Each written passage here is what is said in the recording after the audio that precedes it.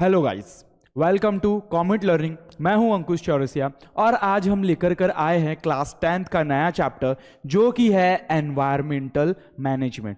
कि इसमें हमको देखना क्या है। इस चैप्टर में हमको एनवायरमेंट क्या होता है और एनवायरमेंट को मैनेज कैसे करना है, क्योंकि हम लोग जानते हैं कि हमारे सराउंडिंग्स में अभी धीरे धीरे नेचर कैसे इवॉल्व हो रहा है। इवॉल्व होने के साथ साथ उसमें काफ़ी सारे हमको पॉल्यूशंस भी देखने को मिल रहे हैं। तो ये जो एनवायरमेंट है धीरे धीरे धीरे धीरे क्या होते जा रहा है, खराब होते जा रहा है, पॉल्यूटेड होते जा रहा है। तो इन सारी चीज़ों को कैसे मैनेज करना है वो हमको इस चैप्टर में देखना है। तो चलो स्टार्ट करते हैं हमारा चैप्टर एनवायरमेंटल मैनेजमेंट।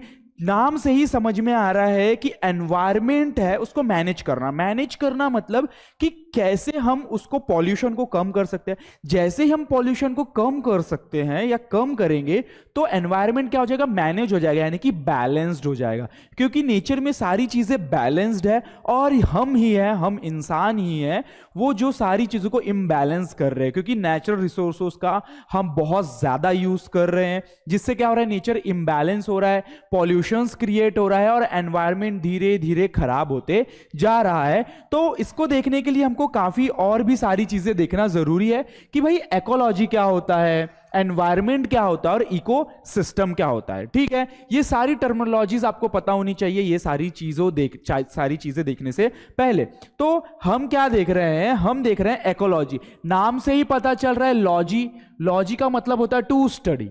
ठीक है, टू स्टडी। तो किसकी स्टडी करना है इसमें, कि study of how living things कैसे इंटरैक्ट करते हैं खुद आपस में और अदर मतलब सराउंडिंग में। मतलब हम किसकी स्टडी करना चाह रहे हैं इकोलॉजी में। इकोलॉजी मतलब वो स्टडी जिसमें खुद आपस में कैसे इंटरैक्शंस करते हैं लिविंग थिंग्स और सराउंडिंग के साथ किस तरीके से इंटरैक्शन करते हैं, उसकी स्टडी को कहते हैं हम इकोलॉजी। देन एनवायरमेंट तो आपको पता ही है, जो हमारे सराउंडिंग में ऑल ओवर द वर्ल्ड अर्थ में जो फैला हुआ है वो क्या है, एनवायरमेंट। इसमें काफी सारे फैक्टर्स, काफी सारी चीजें इंवॉल्व है। So everything that surrounds and affect living organism include air. इसमें air, water, soil, other living things. क्या बोल रहा है, मेन चीज देखो यहां पर, अफेक्ट लिविंग थिंग्स या लिविंग ऑर्गेनिज्म। लिविंग ऑर्गेनिज्म से क्या क्या चीजों पर अफेक्ट होता है, वो सारी चीजें किसमें आती है, एनवायरमेंट में। देन इकोसिस्टम क्या होता है, इकोसिस्टम जैसे कि मैं हूं, इस स्पेस में जितनी भी मतलब मेरे सराउंडिंग की जितनी भी एयर में कंज्यूम करता हूं, जितनी भी मैं उसको यूज करता हूं, लैंड जितने भी यूज करता हूं, प्लांट जितने भी यूज करता हूं, तो मेरा एक खुद का एक क्या बनेगा, सराउंडिंग बनेगा, एक सिस्टम बनेगा। एनवायरमेंट का एक मेरा खुद का क्या बनेगा, सिस्टम बनेगा, तो वो होगा मेरा इकोसिस्टम। ऐसे ही कोई और कहीं बैठा होगा, उसके सराउंडिंग का उसका सिस्टम होगा, कोई एनिमल जानवर में बैठा होगा, उसके सराउंडिंग का उसका सिस्टम। तो ऐसे बहुत सारे सिस्टम एनवायरमेंट में प्रेजेंट है। तो इन छोटे छोटे सिस्टम को हम क्या कहते हैं, इकोसिस्टम। यानी कि इन छोटे छोटे इकोसिस्टम से क्या बना हुआ है हमारा एनवायरमेंट। तो इसका मतलब हम ये भी बोल सकते हैं कि पूरे एनवायरमेंट में छोटे छोटे इकोसिस्टम्स प्रेजेंट है। तो क्या बोल रहा है ecosystem, a community of living things की कम्युनिटी है, जैसे कि प्लांट हो गया, एनिमल्स एंड माइक्रो ऑर्गेनिजम्स। इनमें क्या हो रहा है, इंटरैक्टिंग विथ ईच अदर, ये कैसे आपस में इंटरैक्ट कर रहे हैं, and their non living surroundings, और नॉन लिविंग सराउंडिंग्स के साथ भी, जैसे कि soil, water and air in a specific area. एक स्पेसिफिक एरिया की बात की यहां पर, एक स्पेसिफिक एरिया की।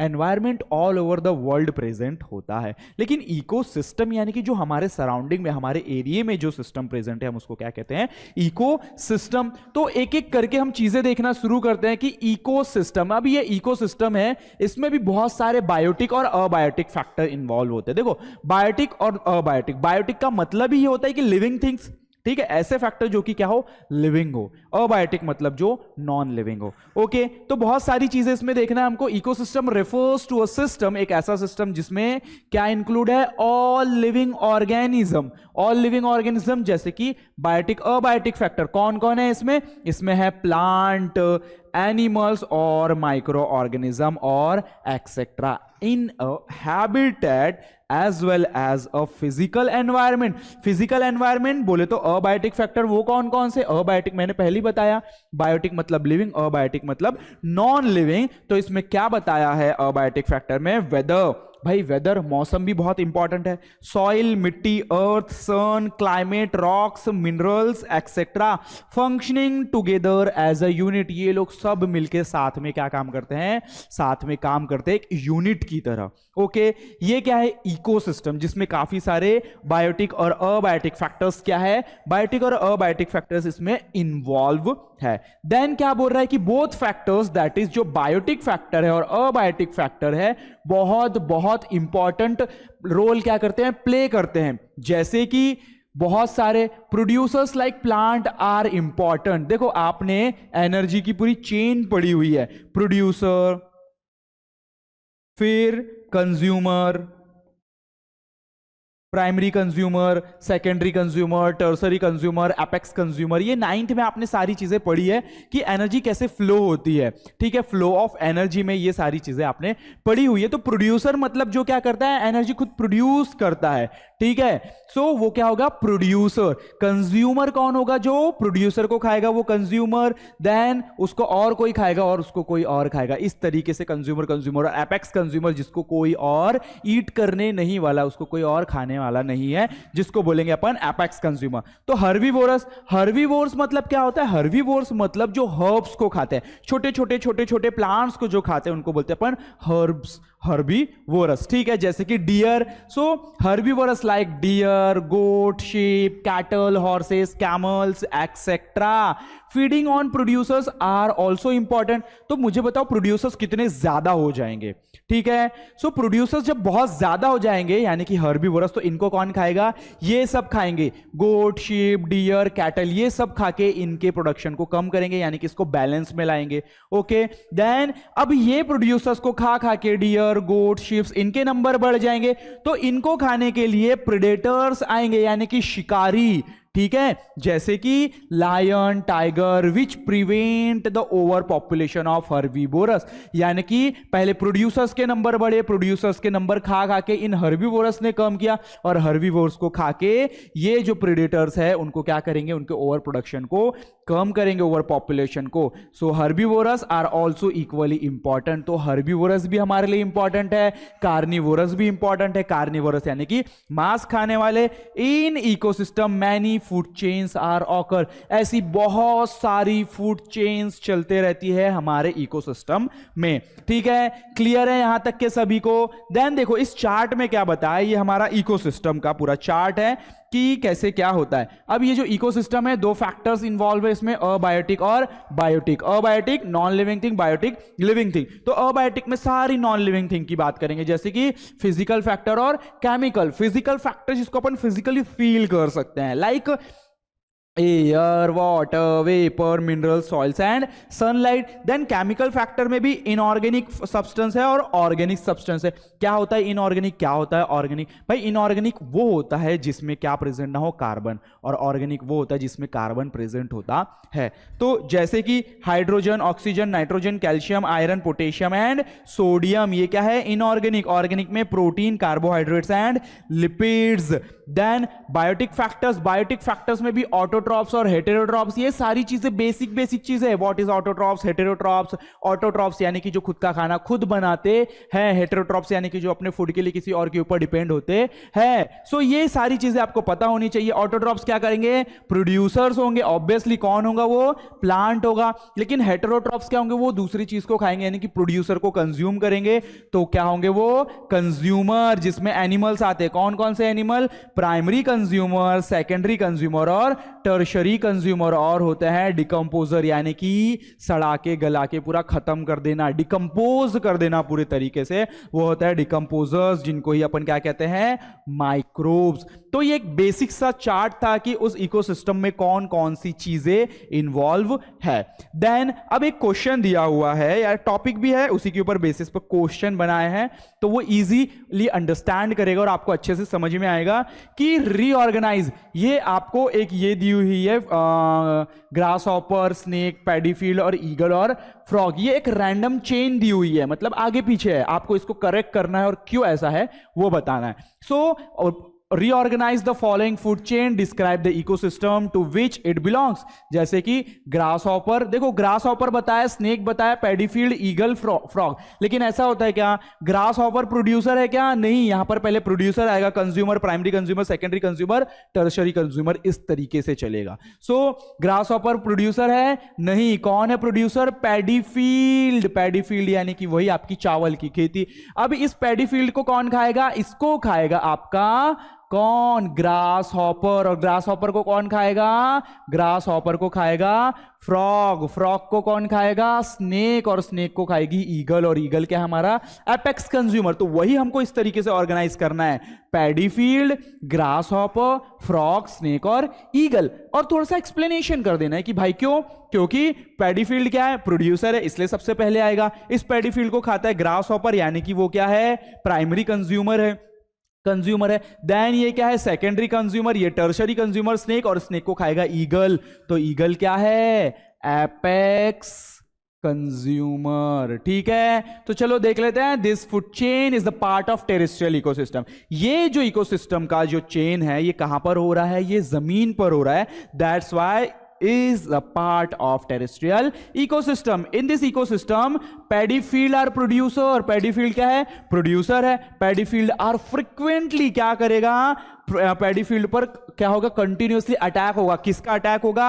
ग्रास हॉपर का। तो ग्रास हॉपर उसको खाना शुरू करेंगे। फिर grasshopper are primary consumer. तो ग्रास हॉपर क्या बन गया? प्रोड्यूसर को खाने वाला, जो सबसे पहले खा रहा है, इसलिए वो क्या हो गया? कंज्यूमर। लेकिन सबसे पहले प्रोड्यूसर को कौन खा रहा है? Grass hopper. That's why it is called primary consumer.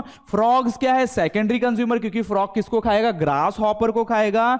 Then consumer. Frog are feed on grasshopper, that's why ये क्या है? Secondary consumer. और स्नेक किसको खाएगा फिर? फ्रॉग को। किस पर? स्नेक बोलता है कि पैडीफील्ड पे प्रेजेंट होता है। Snakes are also present in paddy field. They are tertiary consumer. They feed upon their favourite food. भाई स्नेक का फेवरेट फूड है कौन? फ्रॉग। इसीलिए कौन खाएगा फिर फ्रॉग को? स्नेक। और ईगल इज एपेक्स कंज्यूमर। और ईगल स्नेक को खाती है, और ईगल को कोई नहीं खाता।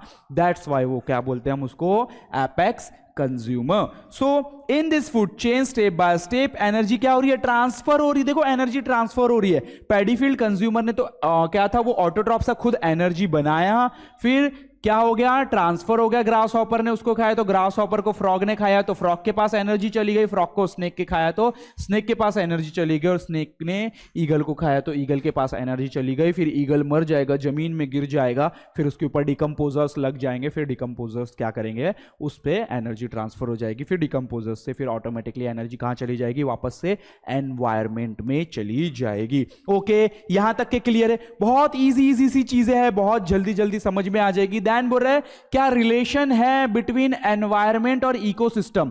हमने इकोसिस्टम अलग बताया, एनवायरमेंट अलग बताया, तो एनवायरमेंट और इकोसिस्टम के बीच में क्या रिलेशन है ये बताना है हमको। उसी के ऊपर थोड़ा सा एक क्वेश्चन बनाया है, फ्रेम किया है कि what is environment and what is included in environment. क्या एनवायरमेंट होता है और क्या क्या एनवायरमेंट में इंक्लूड होता है। ऑब्वियसली बायोटिक और अबायोटिक फैक्टर कहीं नहीं भूलना। बायोटिक और अबायोटिक फैक्टर्स क्या क्या होते हैं ये भी आप लोगों को पता है। So environment is broad concept, ये एक बहुत बड़ा कंसेप्ट है। Physical, chemical and biological factor.